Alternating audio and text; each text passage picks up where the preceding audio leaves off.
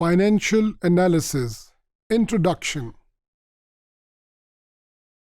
Financial analysis actually means to look at the financials of a company from different angles by comparing, by contrasting several amounts, several figures, adding and subtracting, relating one with the other, and coming up with results and findings which can be useful for various decision makers. So when we say that financial analysis is performed, so it is not just a set of calculations, but it is a very vast thing. For example, if we want to analyze a business with reference to a bank, which is to decide whether a loan should be given or not to that particular company, then it will be a different type of financial analysis. And if we are talking about somebody who wants to invest in a particular company or purchase the shares of the company, then it will be a different kind of analysis, and so on and so forth. If a company is to be acquired or to be merged into another company, then a different set of tools will be needed and different kind of financial analysis will be required. So when we perform financial analysis, we actually have to make use of data, and this data is mainly available in the financial statements that we have discussed in the previous modules. Some part of the data is not there in the annual reports or in the financial statements, that is the income statement, the balance sheet, the cash flow, and the changes in owner's equity statement. But this data is available in the stock market or somewhere else. तो इसका मतलब ये है कि financial analysis के लिए mainly data हमारे पास financial statement से आता है, but it is also to be taken from some other sources. Financial analysis can be absolute or relative. Absolute analysis वो है जिसके अंदर हम वो फिगर्स जो कि फाइनेंशियल स्टेटमेंट्स में अपीयर हो रही हैं उनको जैसा कि वो हैं उनको देखते हैं और उनका एनालिसिस करते हैं. For example, if we are looking at the sales figure of a company and we see that whether the sales amount is going up or it is going down over a period of certain years.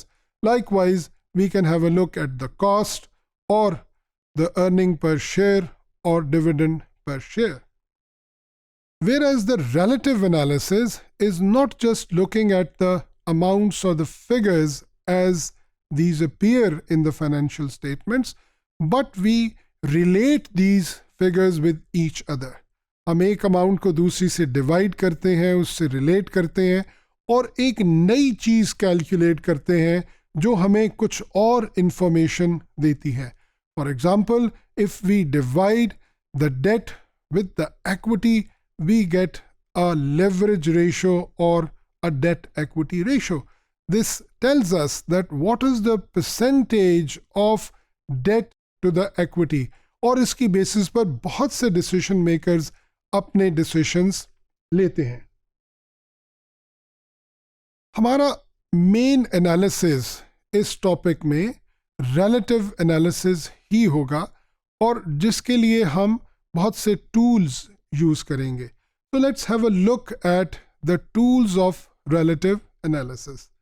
The main part of our discussion in this course will be related to ratio analysis.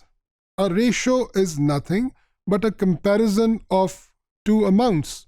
There is a numerator and there is a denominator. जब हम किसी amount को दूसरी amount से divide करते हैं तो हमारे पास एक रेशो आ जाती है. ये रेशो हमें कुछ बताती है, इसकी कुछ इंटरप्रिटेशन होती है.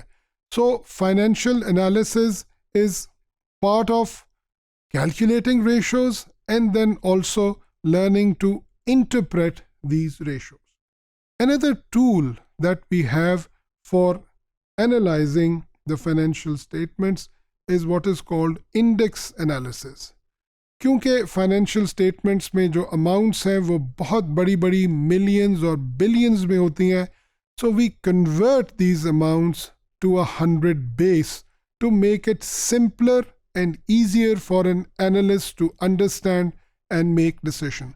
So an analysis in which all the amounts are converted to a simple base, which is generally 100 base, is called an index analysis, and then comparison is done of a particular period with a normal or given period.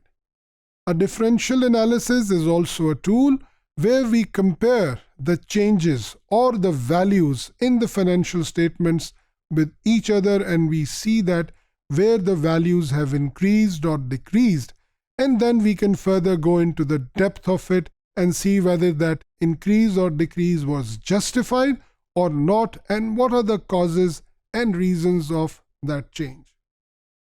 Common size analysis is yet another tool of analysis, which is also called a vertical analysis, in which from the top, like if we are talking about income statement, which starts from revenue or sales and goes till the profit or earning after tax, we compare each and every component of that statement and show it as a percentage of revenue or sales. Yani gross profit sales का कितने percent था, cost of goods sold कितने percent थी, marketing expenses कितने percent थे, financial cost कितने percent थी, profit before tax after tax कितने परसेंट था.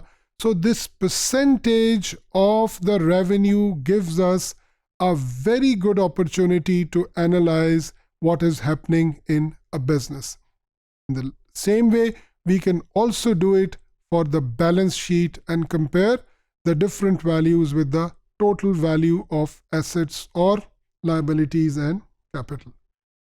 Trend analysis is another way of analyzing financial statements changes, but here we need to have more number of years available. The data is taken for several years and we see that how the trends are formed, whether the sales or percentage sale is going up or down, whether profitability is increasing or decreasing.